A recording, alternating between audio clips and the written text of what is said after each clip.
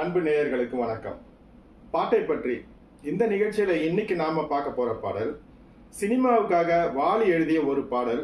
நிஜ வாழ்க்கையிலும் அதே நடிகருக்காக அதே சுச்சுவேஷனுக்காக தமிழகமெங்கும் ஒலித்த ஒரு பாடலை பத்தி தான் இன்னைக்கு வீடியோல நாம பார்க்க போறோம்.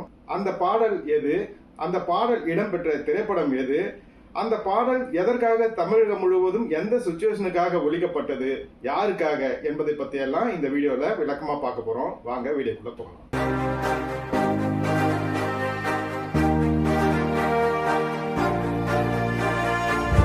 ஒரு பாட்டோ அல்லது ஒரு நிகழ்ச்சியோ பல ஆண்டுகள் கழிச்சு திடீர்னு வைரலா ஆகிறது அப்படிங்கிறது இணைய வசதி இருக்கிற இந்த காலத்துல ரொம்ப சாத்தியமானதுதான்.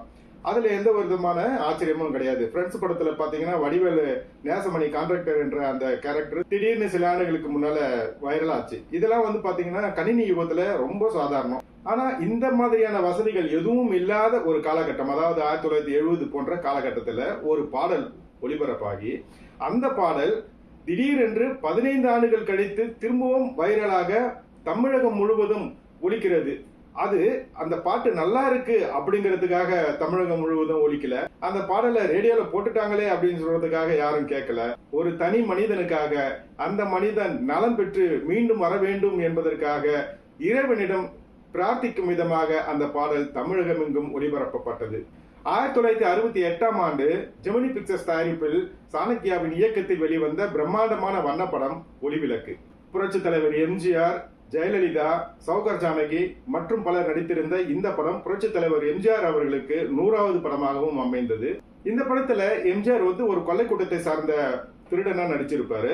ஆனால் நல்ல பண்புகளும் அன்பும் கருணையும் இருக்கின்ற ஒரு கேரக்டரா எம்ஜிஆர் இதுல காட்டியிருப்பாங்க. ஒரு வீட்டுக்கு கொள்ளை அடிக்கிறதுக்காக வர்ற எம்ஜிஆர் அந்த வீட்டுல இருக்கிற சௌகர் ஜானகியோட உடல்நிலையை பார்த்து ரொம்பவும் அவங்களுக்கு மனம் இறங்கி உதவி செய்வாரு. பிறகு தன்னோடைய கூட்டிட்டு போயிட்டு அவங்களுக்கு அடைக்கலம் கொடுத்து தன்னுடைய பாதுகாப்புல வச்சிருப்பாரு. அப்படியே கொஞ்சம் கொஞ்சமா அந்த திருட்டு வேலைகள்லாம் விட்டுட்டு நல்லவனா மாறிட்டு வருவாரு. இதுதான் படத்தோட கதை. ஒரு கட்டத்துல அந்த கொள்ளை கூட்டத்தை சார்ந்தவங்க ஒரு ஊருக்கு தீ வச்சிருவாங்க. அதுல குடிசைகள்லாம் எரிஞ்சிரும். அதுல எரிஞ்சிற ஒரு குடிசையில ஒரு குழந்தைய காப்பாத்துறதுக்கு எம்ஜிஆர் போயிட்டு அந்த குழந்தைய காப்பாத்துவாரு. அப்படி காப்பாத்திட்டு வரும்போது இவரு தீயில சிக்கிப்பாரு. தீயில சிக்கிட்டு இவரு உயிருக்கு போராடிட்டு இருக்கிற நிலையில தான் சௌகர் ஜானகி எம்ஜிஆரை காப்பாத்துறதுக்காக வேண்டி கடவுள்கிட்ட வேண்ட மாதிரியான ஒரு பாடல் ஒளிபரப்பப்படும். அந்த பாடல் தான் இது.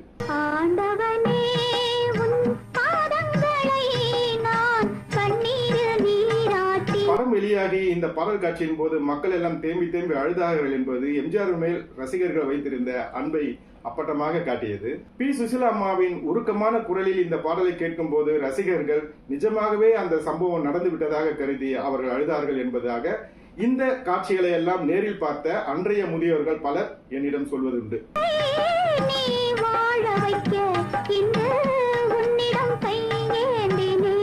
தலைவா எழுந்து வா, கடவுளே என் தலைவனை காப்பாற்று என்று கூக்குரல்களும் வேண்டுதல்களும் விண்ணை பிளந்தன. தியேட்டர்கள் எல்லாம் பலத்த கூக்குரலாக கேட்டது என்று அந்த நிகழ்ச்சியை நேரில் பார்த்த பல முதியவர்கள் இன்றைக்கும் சொல்வதுண்டு.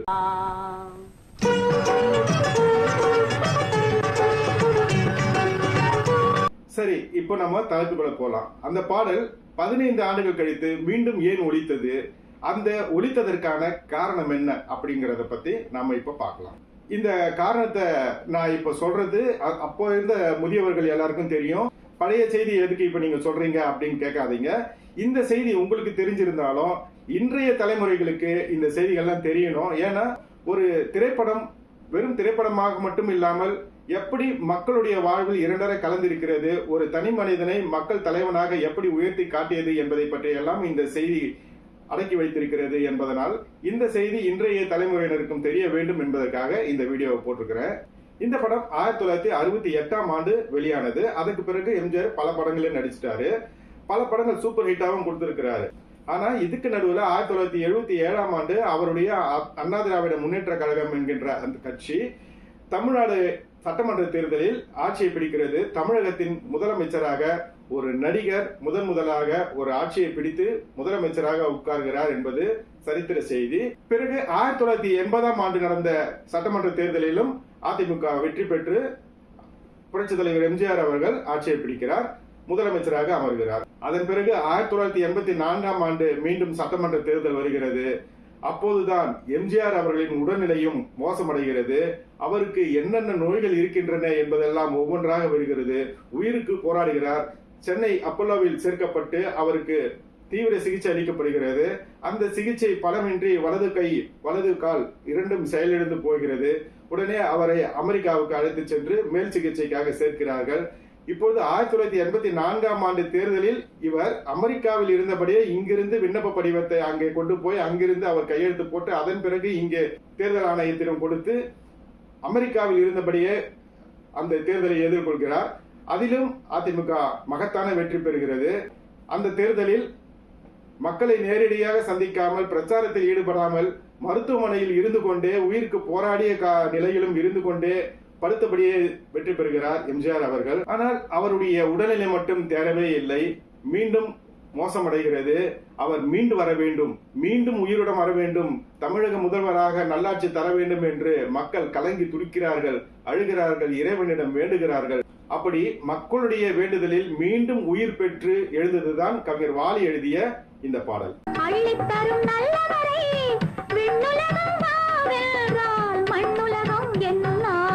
பாடலின் வரிகளில் எம்ஜிஆருடைய குணங்கள் வெளிப்படும் விதமாக அவருக்காகவே எழுதியிருப்பார் கவிஞர் வாலி அவர்கள்.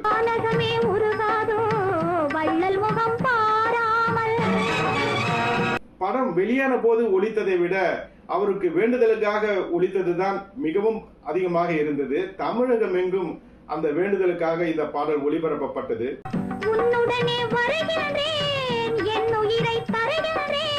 இந்த பாடல் எந்த அளவுக்கு ஒளிபரப்பப்பட்டது அப்படிங்கிறதுக்கு ஒரு சம்பவத்தை உதாரணமா சொல்லலாம். அந்த நாள்களில் வெளியான தமிழ் திரைப்படங்கள் கமல் நடித்த படமாக இருந்தாலும், ரஜினி நடித்த படமாக இருந்தாலும், ஜெய்சங்கர், சத்யராஜ், விஜயகாந்த் என்று யார் நடித்த படமாக இருந்தாலும் கூட திரைப்படம் தொடங்குவதற்கு முன்பாக கண்டிப்பாக இந்த பாடல் திரையில் ஒளிபரப்பப்படும். அப்பொழுது எம்ஜிஆருடைய படத்தையும் காட்டுவார்கள். மக்கள் எம்ஜிஆருடைய படத்திற்கு சூடமேற்றி மீண்டும் இறைவனை வேண்டுவார்கள். இப்படி எல்லாருடைய மனமும் செயலும் சிந்தனையும் அவர் மீண்டு வர வேண்டும் என்கின்ற எண்ணத்தின் அடிப்படையில் இந்த பாடல் பட்டி தொட்டி எல்லாம் தமிழகம் முழுவதும் மீண்டும் மீண்டும் ஒலித்துக் கொண்டே இருந்தது.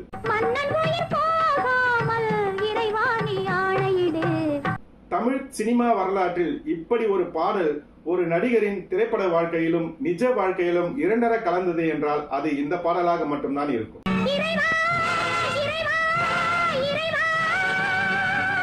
ஆயிரக்கணக்கான பாடல்களை ஹிட் பாடலாக கொடுத்திருக்கின்ற கவிஞர் வாலி அவர்கள் எழுதிய பாடல்களில் இந்த பாடல் தான் மக்கள் மனத்தில் நீங்காதபடி அவர்களுடைய மனத்தில் கல்வெட்டாக பதிந்திருக்கிறது. இந்த பாடல் வெளியாகி 56 ஆண்டுகள் ஆயிருந்தாலும் கூட இன்னும் 100 ஆண்டுகள் 200 ஆண்டுகள் ஆனாலும் தமிழ் பாடல்களை மக்கள் விரும்புகின்ற காலம் வரை இந்த பாடல் என்றும் அழியாத புகழோடு நிலை பெற்றிருக்கும். இந்த வீடியோவை பத்தி உங்க மனசுல இருக்கிற எண்ணத்தை இந்த வீடியோட கமெண்ட் பகுதியில் கமெண்ட் பண்ணுங்க. நம்ம அடுத்த வீடியோல வேற ஒரு பாடலோட சந்திக்கலாம். வணக்கம்.